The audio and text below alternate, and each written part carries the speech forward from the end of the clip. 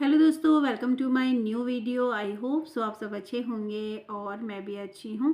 और कैसी चल रही है आप लोगों के एग्ज़ाम की तैयारी? आई होप आप लोग मन लगा के पढ़ रहे होंगे। और मैं वीडियो बना रही हूँ इस समय 9 बजे, क्योंकि मुझे टाइम नहीं मिल पाया। तो अभी थोड़ा ब्रेक लिया है, खाना पीना हो चुका है, बर्तन वगैरह भी धो दिए हैं, तो सोचा कि थोड़ा सा वीडियो बना दी जाए। और मुझे आप लोगों के कमेंट्स भी आए थे। तो मुझे एक कमेंट पूछा गया था कि मैंने जो है टीचिंग एप्टीट्यूड के लिए आप मुझे चैनल वगैरह बता दो। तो अगर आपके पास, मैं पहले बुक अगर है आपके पास बीएड की, तो आप बुक से देख सकते हो। अगर अब बुक अवेलेबल नहीं है तो आप जरधारी क्लासेस करके चैनल है और एक है आईएएस एकेडमी करके, तो आप उन दोनों चैनलों को देख सकते हो। उसमें से आपको जिसका भी अच्छा लगे तो आप वहाँ से देख सकते हो, जितने भी हमारे आयोग वगैरह हैं उसके बारे में। बाकी मुझे कमेंट आया था कि ठंड बहुत है तो पढ़ाई नहीं हो पाती है। तो सच में ठंडा बहुत है। और ठंड के टाइम पे बेसिकली ये है कि हम बिस्तर से नहीं उठ पाते हैं। पर लेकिन मैं यही कहना चाहूँगी, अगर आपका जो है लक्ष्य निर्धारित है, अगर आप अपने इस एग्ज़ाम को निकालना चाहते हो, तो आप किसी भी हाल में उठ ही जाओगे, चाहे कितना ही ठंडा क्यों नहीं हो। तो मेरे लिए तो देखो, जैसे यहाँ पे तो कमरे के अंदर ही है, बाकी जब मैं अपने वहाँ पे रहती हूँ कमरे पे, किराए के जहाँ पे, तो मुझे तो ठंड में बाहर किचन है तो किचन में जाके पढ़ना पड़ता है। तो मैं यही कहना चाह रही हूँ कि अगर आपके अंदर आपका लक्ष्य निर्धारित है आपको ये एग्ज़ाम किसी भी हाल में पास करना है, तो उसके लिए आप फिर ये नहीं देखोगे कि ठंडा है या गर्म है या कैसा भी वेदर है, तो आप पढ़ने के लिए ज़रूर बैठोगे। सच में ठंडा बहुत है और इस ठंड के मौसम में रियल में होता है कि हम नहीं उठ पाते हैं, पर लेकिन उठना पड़ेगा। और तब तक जब तक कि हमें सफलता नहीं मिल पाती। और बस अब 3 महीने हैं, बहुत ही कम समय है, 3 महीने भी पूरे नहीं हैं, तो समय कम है। तो उठिए और लग जाइए अपनी पढ़ाई में, मैं तो यही कहूँगी। बस कुछ दिन का परिश्रम और है, फिर अगर ये एग्ज़ाम निकलता है फिर दूसरा परिश्रम स्टार्ट है। फिर जो भी होगा देखा जाएगा। तो बाकी आप मेहनत करते रहिए। बाकी मैंने अभी, मेरा जो है उत्तराखंड ही चल रहा है और मेरे पास भी समय काफ़ी कम है।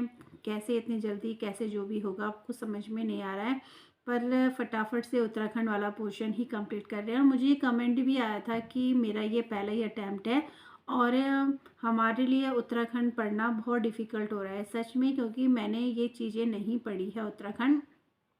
और आप में से बहुत से ऐसे होंगे जिन्होंने, जो भी पहली बार पढ़ रहे होंगे, तो मैं भी फर्स्ट टाइम ही जो है उत्तराखंड को पढ़ रही हूँ।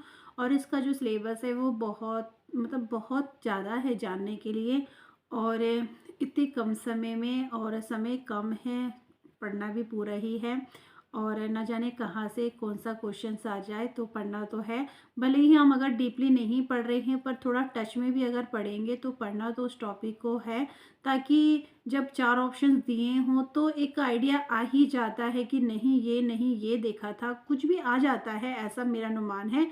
अगर हम कोई टॉपिक पढ़ते हैं तो हमें फिर भी हमें लग जाता है कि हाँ, ये इन चारों में से ये वाला होना चाहिए।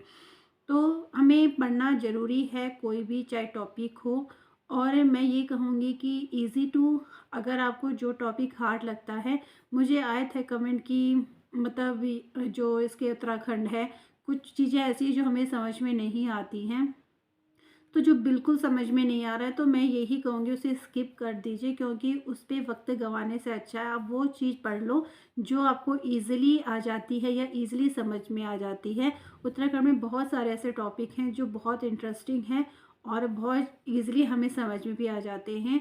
तो मैं तो इस वक्त पढ़ रही हूँ अभी कुमाऊँ रेजिमेंट और गढ़वाल रेजिमेंट के बारे में, और काफ़ी इंटरेस्टिंग भी है, तो अभी मैं वही शुरुआत कर रही हूँ। इससे पहले मैंने परियोजना देखी थी, जितने भी बांध परियोजना है उसके बारे में देखा, और उसमें भी इम्पॉर्टेंट जो बांध परियोजना है वो ही देखा है।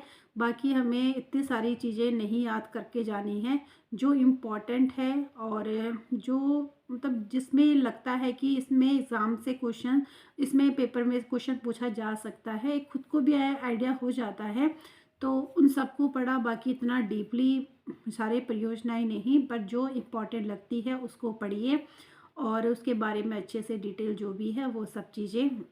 बाकी अभी मैं कुमाऊँ रेजिमेंट ये चल रहा है मेरा, तो 9 तो बज चुके हैं और अब देखती हूँ अगर बेटे ने पढ़ने दिया तो पढ़ूँगी, नहीं तो फिर अर्ली मॉर्निंग उठूँगी। तो बाकी मैं अपना डेली रूटीन अगर आप देखना चाहते हो कि मैं किस तरीके से स्टडी करती हूँ, अगर आप देखना चाहते हो तो कमेंट बॉक्स में ज़रूर पूछिए, बताइएगा। तो मैं अपना डेली रूटीन डालूँगी कि किस तरीके से होता है। वैसे मैं टाइम नहीं मिल पाता है उतना, वीडियो शूट करो फिर उसको एडिट करो, क्योंकि कुछ टाइम के लिए ये वैसे स्किप ही कर रखा है। बाकी दिन सोचा है कि मेरी सुबह से लेकर रात तक की स्टडी की क्या रूटीन रहता है वो आप लोगों के साथ शेयर करूं, तो वो भी चलो किसी दिन मैं कर लूँगी वैसे शेयर।